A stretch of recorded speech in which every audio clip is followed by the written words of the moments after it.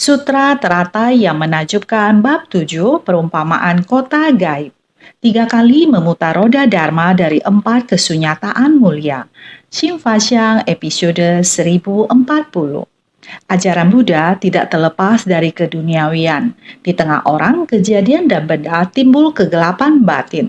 Sebesit pikiran yang timbul melahirkan 3 tanda halus. Hendaknya mencari bekal untuk keluar dari keduniawian. Mengingat segala dharma bergantung pada pikiran, mendorong agar melatih dan menegakkan segala kebajikan. Ini adalah Dharma Buddha. Dharma Buddha tidak terpisahkan dari hukum dunia. Hukum dunia tentu tidak terlepas dari orang, kejadian, dan benda. Dan di tengah orang, masalah, dan benda timbullah kegelapan batin. Kegelapan batin selalu berada di dalam orang, masalah, dan benda. Jadi kita semua hanya karena sebesit pikiran. Sebesit pikiran yang timbul melahirkan 3 tanda halus. 3 tanda halus ini sangat halus. Pikiran kita sedang memikirkan apa, tidak ada yang tahu. Hanya kita sendiri yang melihat kondisi luar, melihat segala sesuatu. Dalam pikiran muncul keserakahan, mendengar suara luar tidak sesuai keinginan, muncul kemarahan. Keserakahan dan kemarahan seperti ini adalah kegelapan batin yang disebut sebagai kebodohan.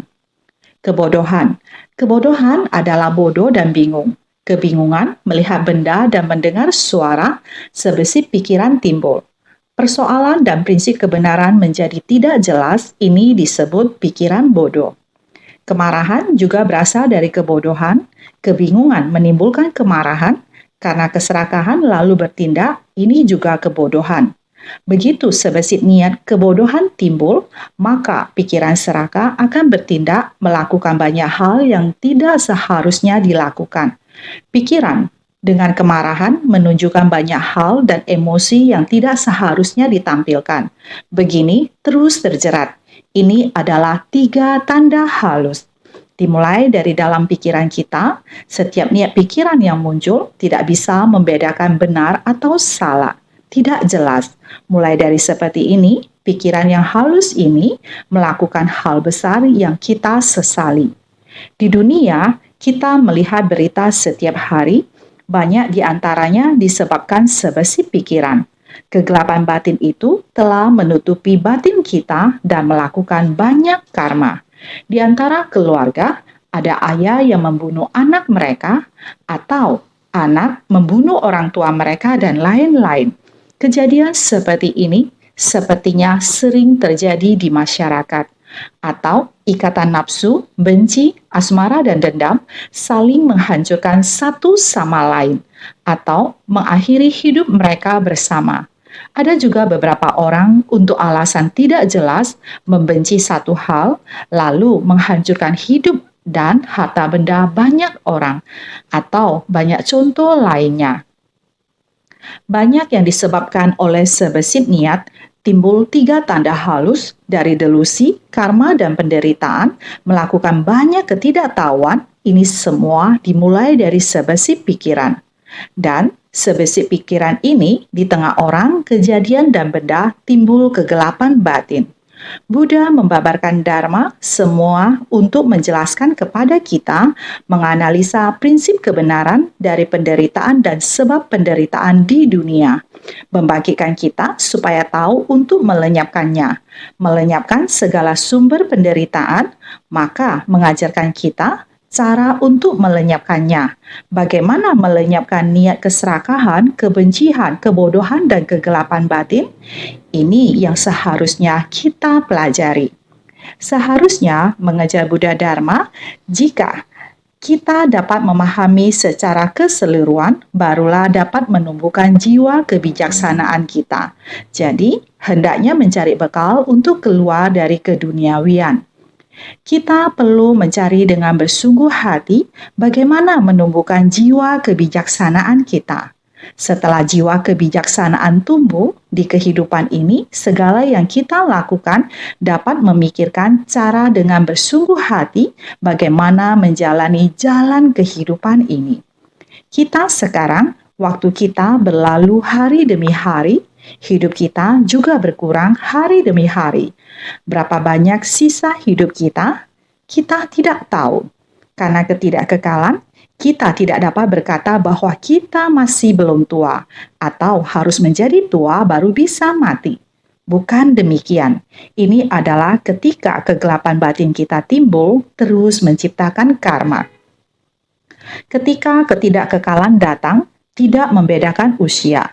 Ketika ketidakkekalan datang, hidup kita akan berakhir atau bertemu dengan ketidakkekalan dalam hidup yang berada di luar kendali kita dan membuat kita tidak berdaya, tidak dapat melakukan apapun yang ingin kita lakukan. Ini adalah ketidakkekalan. Jika tidak mati, mungkin menjadi cacat. Ini adalah penderitaan yang terus menyiksa kita. Masih belum jelas akan prinsip kebenaran ketidakkekalan sudah terjadi. Ini banyak terjadi di dunia, jadi kita harus segera menemukan jiwa kebijaksanaan kita. Sesudah kita tahu bahwa dengan memahami Buddha Dharma dalam kehidupan, jiwa kebijaksanaan kita ada. Jiwa kebijaksanaan kita dapat dari mencari Dharma.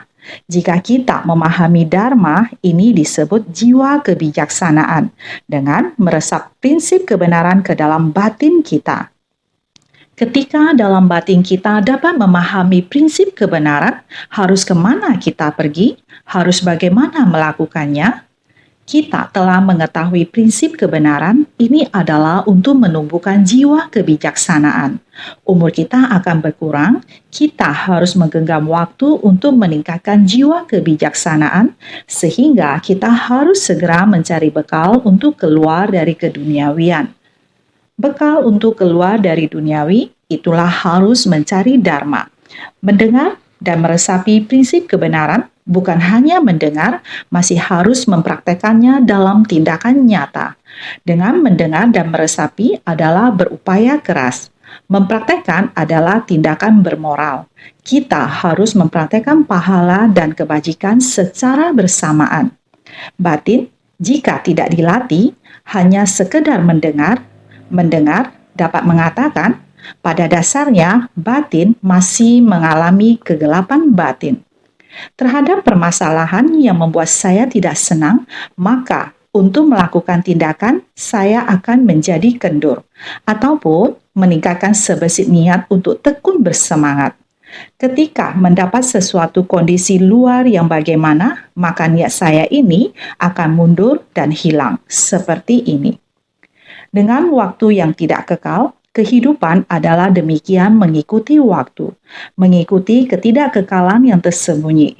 Hidup kapan usai? Kita tidak mengetahuinya. Demikian membingungkan. Melewati keseharian tanpa arti dengan kemalasan, ini dikatakan Dharma tidak masuk ke dalam batin. Juga pernah melewati masa penuh semangat, akan tetapi tekad pembinaan diri tidak kokoh, Dharma tidak masuk ke dalam batin, maka tekad pembinaan diri pun sirna. Demikian kembali lagi ke dalam kegelapan batin kita jatuh bangun pada makhluk alam. Ini artinya bekal belum terserat ke dalam. Kebijaksanaan belum berkembang, sedangkan kehidupan tiada henti semakin berkurang. Bocor, hal ini sangat disayangkan. Di dunia sangat sulit bertemu dengan Sang Buddha. Bukankah selama ini kita sering mengatakan, para raja surga Dewa Brahma menerima cahaya, pernah menerima sebekas cahaya ini, demikian menyebar ke segala arah dan segala permukaan. Di atas menyinari di bawah, mereka mengendarai cahaya ini melewati jalan yang sangat panjang dan sangat jauh. Demikian datang ke tempat pencapaian pencerahan Buddha Mahabhisnajana Bibu. Setiap dewa mengungkapkan bahwa alam sengsara telah berkembang. Alam bajik para dewa telah berkurang. Ini adalah di setiap segmen akan ada Raja Surga Dewa Brahma yang mengungkapkan. Raja Dewa Surga Brahma, mereka semua mencari Dharma dengan sangat penuh ketulusan, meminta Sang Buddha untuk memutar roda Dharma. Hukum dunia selamanya ada, Oleh karena itu, sejak sebelum kalpa tanpa awal, sebanyak butiran debu sudah ada dan selamanya ada. Tetapi, bagaimana cara untuk mengungkapkannya? Fenomena dunia. Raja Brahma Adimatra Karunika memohon Sang Buddha untuk memutar roda Dharma, berharap Sang Buddha akan memutar roda Dharma mengungkapkan fenomena dunia, yaitu dunia kita. Ada begitu banyak kebodohan, walaupun Dharma ada di sekitar kita, namun kebodohan membuatnya bocor. Sebenarnya, Dharma ada di depan kita, di belakang kita, dan di sekitar kita. Tiba-tiba di depan, tiba-tiba di belakang. Dharma tidak peduli ada di depan atau belakang Anda berputar ke timur atau barat, putar sana, putar sini, Dharma selalu ada di sisi kita. Tetapi karena kita memiliki banyak kegelapan batin dan noda batin, kegelapan dan noda batin yang banyak ini hanya karena sebesit niat tergerak.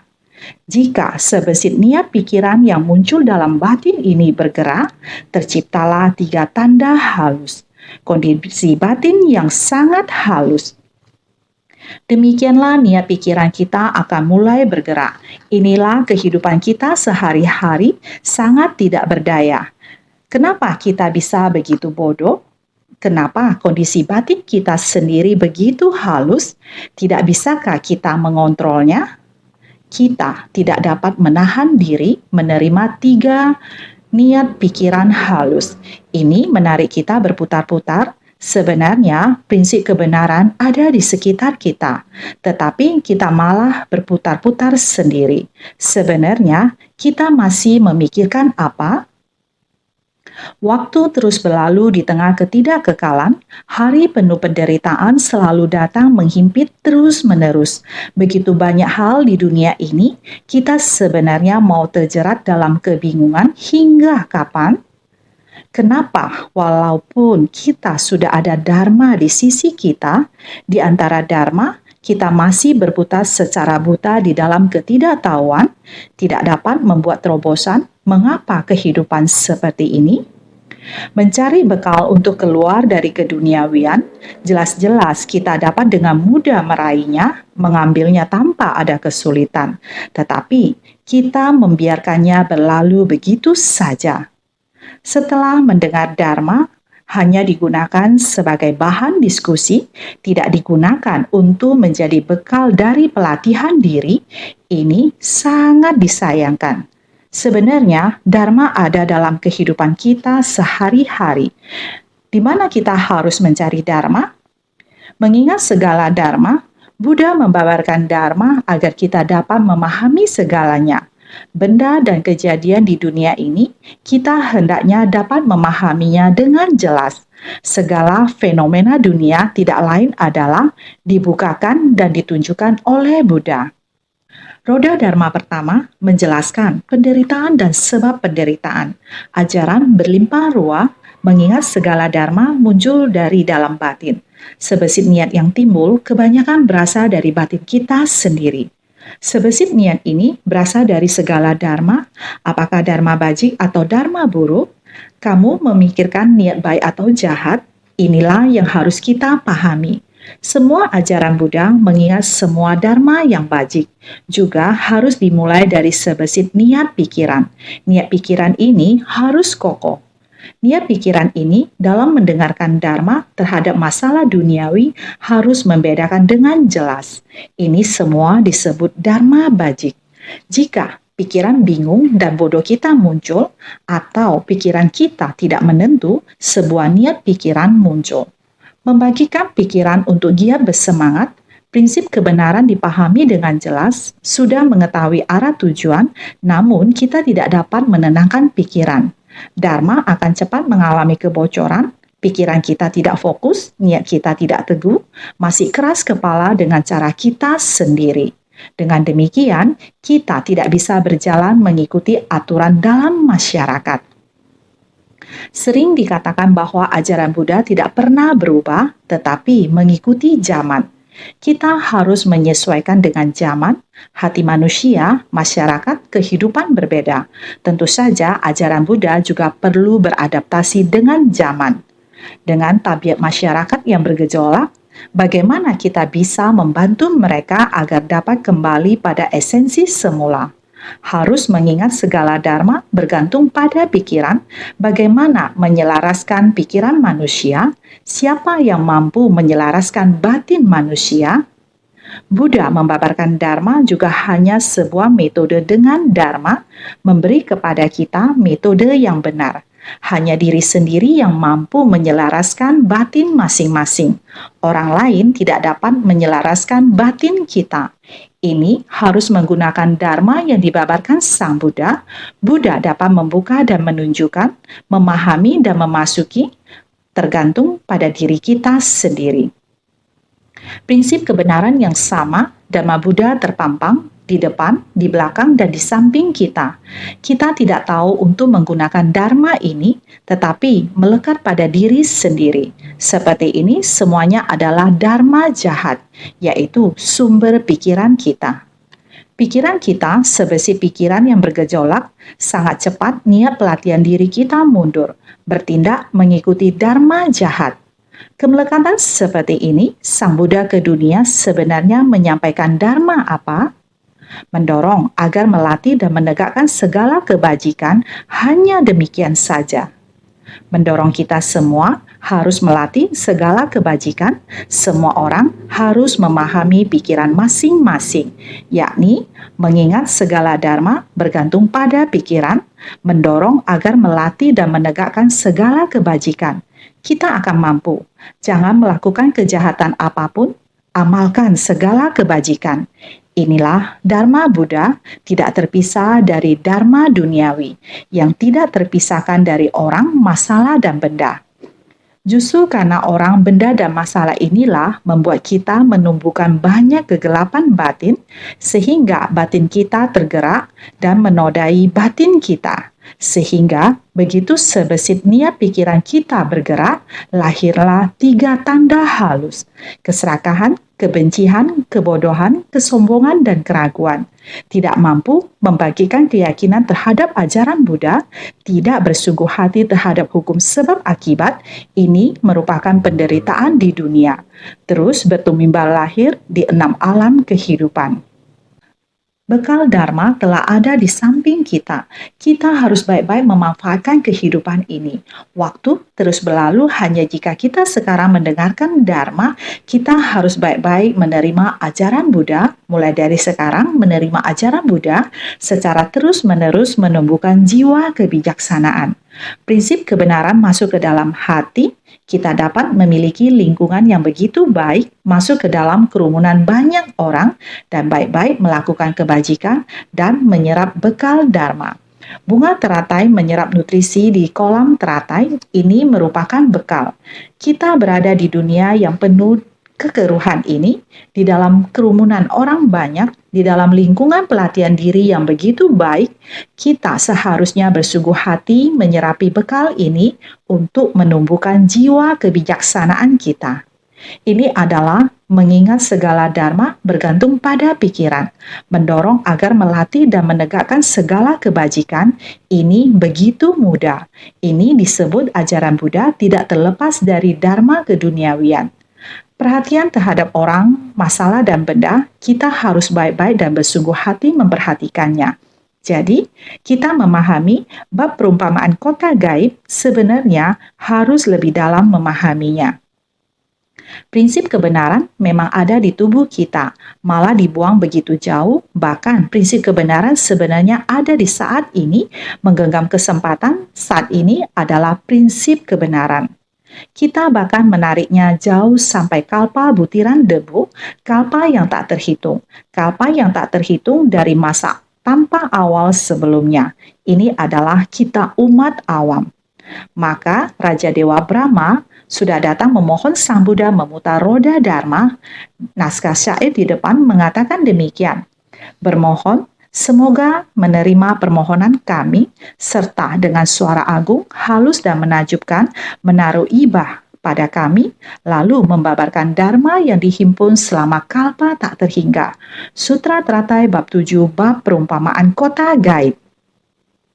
Kita sudah membahasnya, agung, halus, dan menakjubkan, prinsip kebenaran yang sangat besar melingkupi langit dan bumi, dharma yang demikian agung ada alam semesta. Alam semesta tidak ada prinsip kebenaran yang tidak tercakup.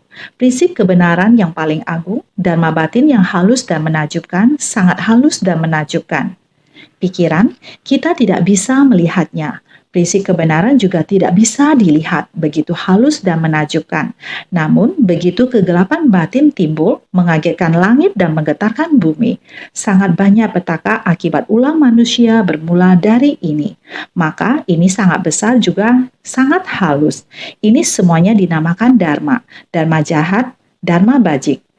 Raja Dewa Surga Brahma memohon kepada Sang Buddha untuk memutar roda Dharma dengan suara agung, halus, dan menakjubkan untuk menjelaskan prinsip kebenaran yang agung dan halus, sangat agung dan juga sangat halus, demikian dalam.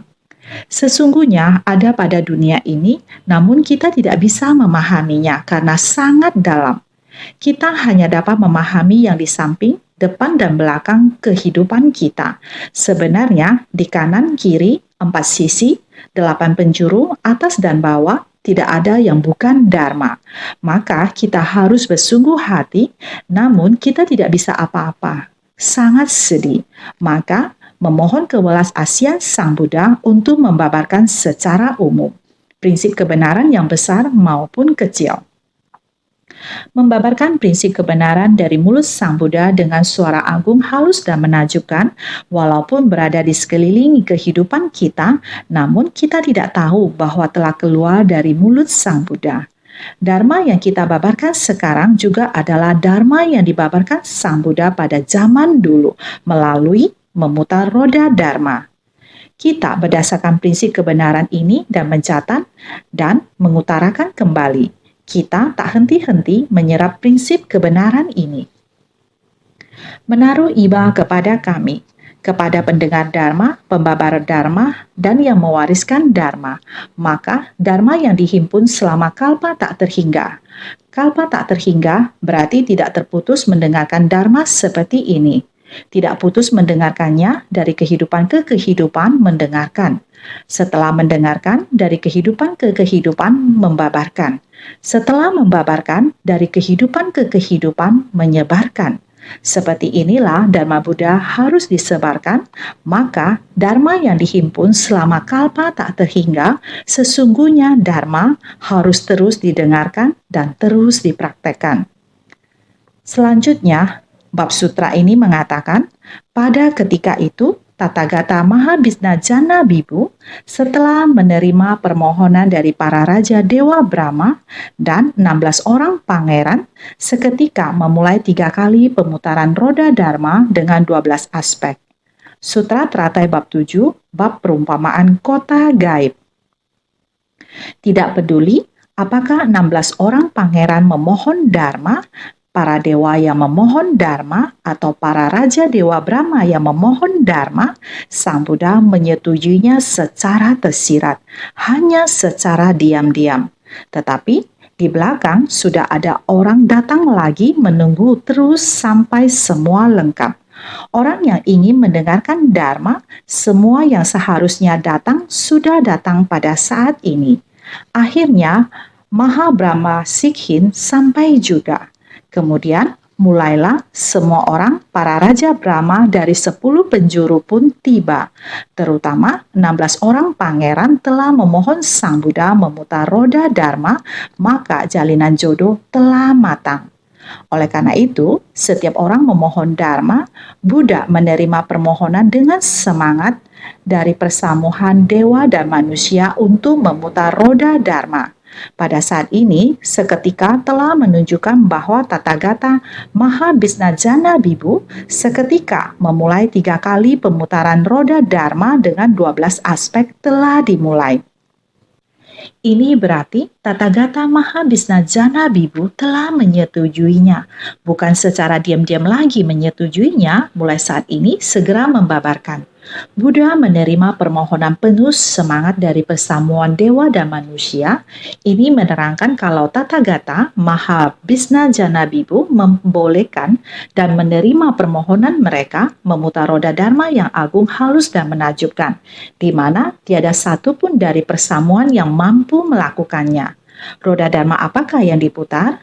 Adalah ajaran 4 kebenaran mulia dan 12 nidana. Dikarenakan Buddha menerima permohonan mereka untuk membabarkan Dharma, para pangeran kemudian dapat mengulangi pembabarannya. Demikianlah jalinan jodoh yang dibuat. Memutar roda Dharma yang agung, halus, dan menakjubkan, dan Buddha memulainya. Buddha Mahabhisna Jana Bibu telah menyetujuinya dan hendak mulai membabarkan Dharma. Namun Dharma ini tiada satu pun dari persamuan yang mampu melakukannya. Hanya Sang Buddha yang memiliki cara untuk mengajarkannya.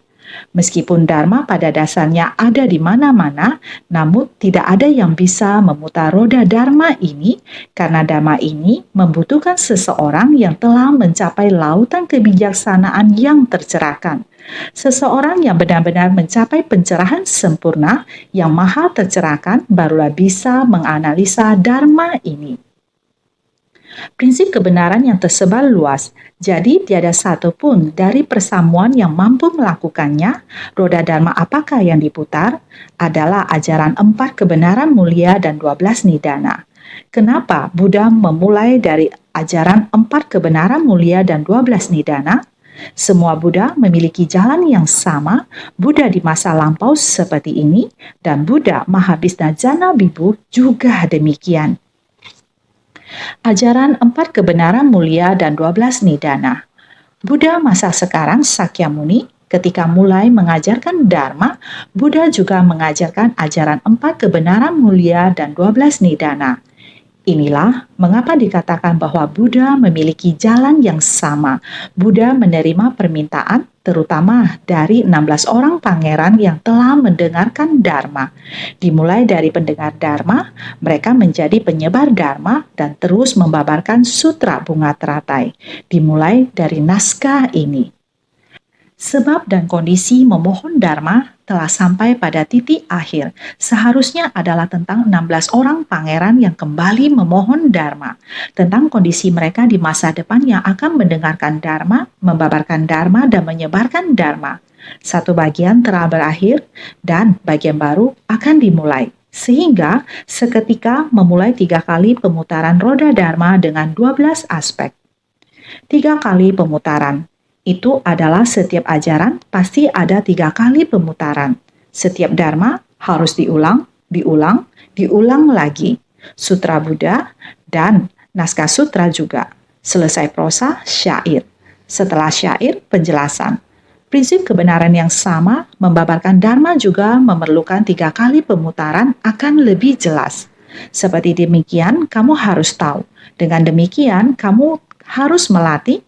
Dengan demikian, jadi kamu harus mengerti.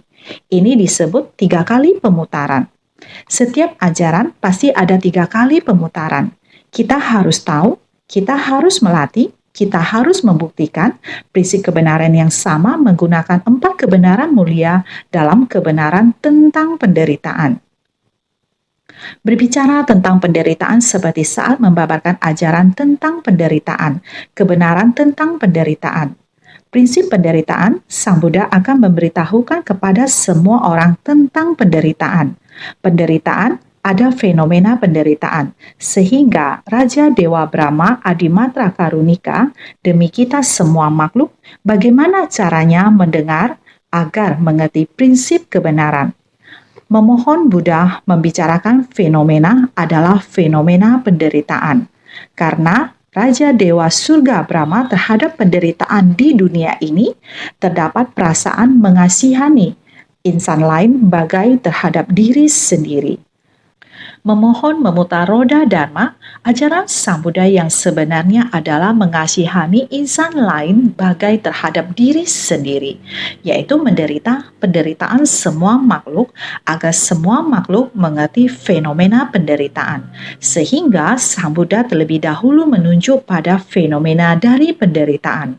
Contohnya, menjelaskan secara rinci tentang 3 kelompok alam, 5 alam tumimbal lahir, 4 jenis penderitaan, 8 jenis penderitaan, 108 jenis penderitaan. Sangat banyak penderitaan. 6 alam kehidupan, alam dewa, manusia, asura, neraka, setan kelaparan, dan binatang. Sebenarnya, di antara 6 alam kehidupan ini, ada 4 alam yang menderita. Asura juga menderita, harus lebih sering memasukkan lebih banyak asura. Dia juga menderita. Dia ada berkah surgawi, tidak ada kebajikan surgawi. Jadi, dia juga menderita. Walaupun sangat berlimpah, bisa menikmati benda materi, tapi hatinya sering muncul kerisauan. Timbul hati kebencian dan amarah, ini juga adalah penderitaan. Ada lagi 8 penderitaan, 8 penderitaan dalam kehidupan, kelahiran, usia tua, sakit, mati, berpisah dengan yang dicintai, berkumpul dengan yang tidak menyenangkan, keinginan tidak tercapai, dan kemelekatan pada 5 agregat. Ini adalah 8 penderitaan. Masih ada lagi 108 penderitaan. Ini harus dibahas sampai kapan? Selalu menderita, menderita, dan menderita. Penderitaan yang tak terhingga. Apakah hanya 108 penderitaan? Bukan hanya itu. Kerisauan, benar-benar penderitaan akibat kerisauan yang sangat banyak. Jadi ada sangat banyak penderitaan. Segala macam bentuk penderitaan yang menghimpit dan tidak nyaman sangat banyak. Menggunakan berbagai cara untuk menunjukkan fenomena dari penderitaan. Menggunakan berbagai macam penderitaan, jika kita semua baik-baik mendengarkan, baik-baik menghayati fenomena dalam kehidupan, sekarang ada berapa banyak penderitaan? Benar-benar sudah ditunjukkan baik-baik untuk menghayati berapa banyak penderitaan di dunia. Apakah itu bencana alam, bencana akibat ulah manusia, keluarga, masyarakat, di antara sesama manusia. Penderitaan yang sangat banyak. Ini adalah dinamakan aspek menunjukkan dari pemutaran roda dharma, menunjukkan bentuk penderitaan ini. Memutar roda dharma. Memutar roda dharma kebenaran tentang penderitaan, ini disebut aspek menunjukkan dari pemutaran roda dharma. Seketika memulai 3 kali pemutaran roda dharma dengan 12 aspek. 3 kali pemutaran adalah setiap ajaran pasti ada 3 kali pemutaran. Ini terlebih dahulu menjelaskannya dengan meminjam kebenaran tentang penderitaan daripada 4 kebenaran mulia. Seperti saat membabarkan ajaran tentang penderitaan, Buddha pasti terlebih dahulu menunjukkan pada fenomena dari penderitaan. Contohnya, menjelaskan secara rinci tentang 3 kelompok alam, 5 alam tumimbal lahir, 4 jenis penderitaan, 8 jenis penderitaan, 108 jenis penderitaan, beraneka ragam kondisi yang menghimpit hingga tiada keleluasaan, menggunakan berbagai cara untuk menunjukkan fenomena dari penderitaan. Ini dinamakan aspek menunjukkan dari pemutaran roda dharma. Selanjutnya, menjelaskan satu persatu asal mula dari penderitaan. Sumber dari penderitaan ini sangatlah banyak, sekian banyak penderitaan. Jika kita mengetahui demikianlah prinsip kebenaran ini berasal dari mana? Walaupun ini adalah kebenaran dari penderitaan, tetapi bukan penderitaan itu sendiri, tetapi prinsipnya menembus 3 kelompok alam.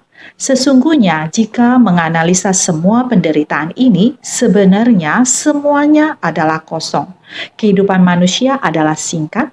Jika bertanya di mana letak penderitaan, jika kerisauan dianalisa, apa yang perlu dirisaukan? Kehidupan manusia, sebab dan kondisi yang timbul pun akan lenyap. Sungguh kondisi yang timbul dan lenyap, tetapi di tengah timbul dan lenyap inilah sungguh menderita tak terkira. Ini adalah dalam kelompok 3 alam. Adalah demikian banyak penderitaan dari fenomena timbul dan lenyap. Keinginan, ada penderitaan dari serakah akan keinginan. Wujud, Rintangan dari wujud juga menderita. Tiada wujud, kondisi batin yang tidak berwujud juga menderita. Sangat banyak penderitaan, maka kita harus memahami akan wujud permasalahan. Penderitaan karena wujud permasalahan sangatlah banyak. Karena demikian, kita mengetahui akan penderitaan, kita tahu dari mana sumber penderitaan, karena kita mengetahui kebenaran dari penderitaan. Kebenaran dari penderitaan adalah nyata, bukan ilusi. Sungguh-sungguh adalah dunia penuh dengan penderitaan. Nyata dan tidak palsu, ini disebut sebab penderitaan karena mengakumulasi berbagai macam penderitaan. Kita demikian mengakumulasi, kita harus memahami diri kita sendiri yang menciptakan. Diri sendiri yang membuat demikian banyak penderitaan, menciptakan begitu banyak kegelapan batin, menciptakan begitu banyak benih penderitaan sehingga mendapatkan begitu banyak buah penderitaan, mengakumulasi berbagai macam jalinan jodoh. Kita sudah mengetahui kita harus melatih diri. Penderitaan ini kita harus melatih diri karena sebab penderitaan sehingga kita harus melatih diri. Selanjutnya, menjelaskan satu persatu asal mula dari penderitaan agar tahu jelas akan prinsip kebenaran daripada penderitaan. Meski ini adalah prinsip kebenaran dari penderitaan, tetapi bukan penderitaan itu sendiri. Bagaimanapun, prinsip kebenaran ini dapat mencakup fenomena dari setiap jenis penderitaan di seluruh 3 kelompok alam. Itulah sebabnya perlu memahami akan sumber penderitaan itu sehingga tahu bahwa kebenaran tentang penderitaan adalah nyata dan tidak palsu. Ini dinamakan aspek menasehati agar dilatih dari pemutaran roda dharma.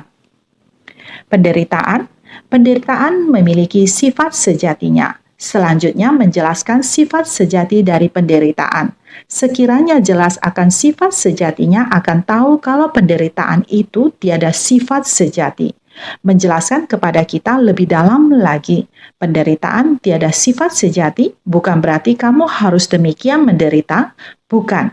Kita sendiri yang menciptakan banyak benih penderitaan, baru menerima demikian banyak balasan penderitaan. Dia pada dasarnya tiada sifat sejati, benar-benar diciptakan oleh kegelapan batin.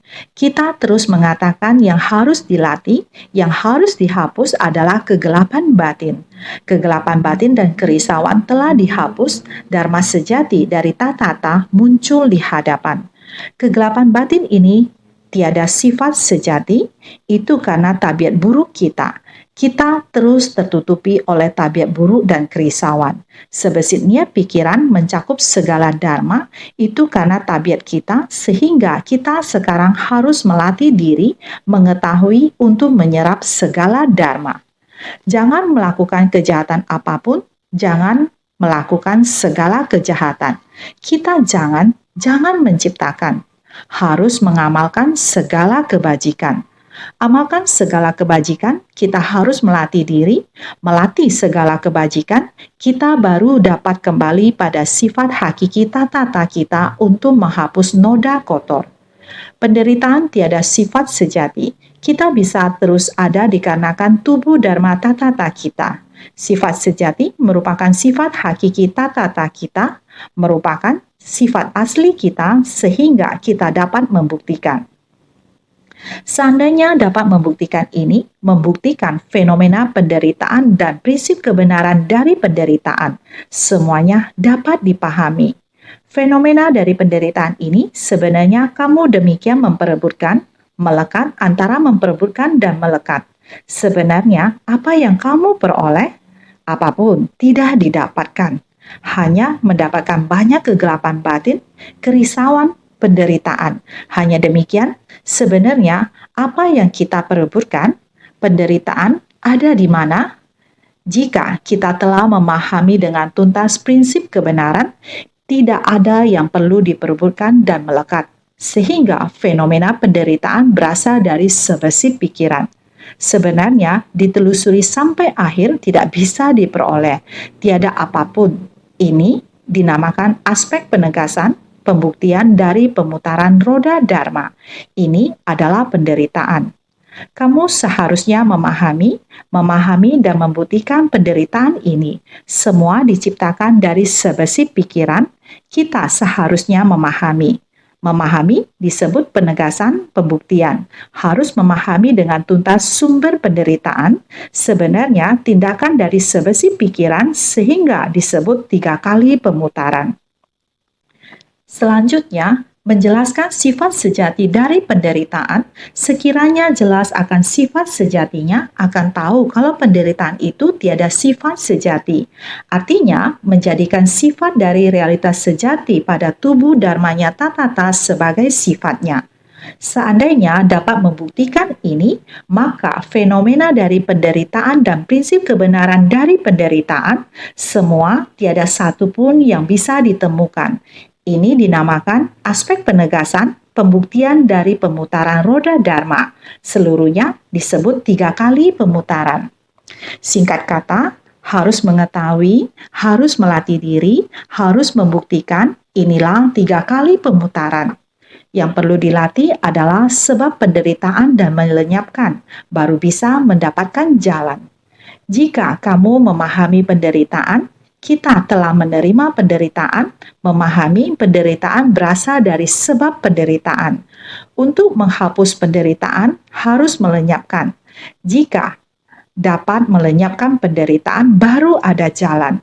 Demikian, terus membuat kita memahami sehingga 3 kali pemutaran 4 kesunyataan mulia, berharap kita setiap orang dapat memahami. Orang yang berkapasitas unggul begitu mendengarkan telah dapat memahami. Orang yang berkapasitas sedang berputar lagi disampaikan sekali lagi. Jika orang dengan kapasitas dangkal perlu 3 kali terus disampaikan berulang kali.